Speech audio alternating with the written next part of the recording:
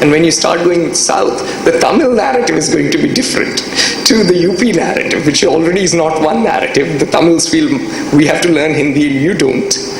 And I've always suggested we should teach one South Indian language in the north because we should just try to be inclusive. And we have a contentious history. We are a bit like the Middle East with its own different narratives.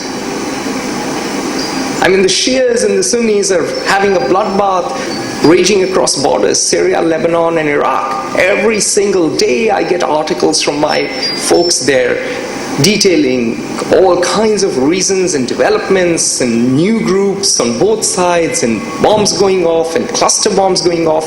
And so we know what can transpire if we do not have the empathy to reach out and understand each other's narratives, because we have to somehow be inclusive. It's not that the government can be inclusive, because the reservation policy has failed. It's led to a creamy layer, right? We've had huge parks being built in Lucknow of elephants.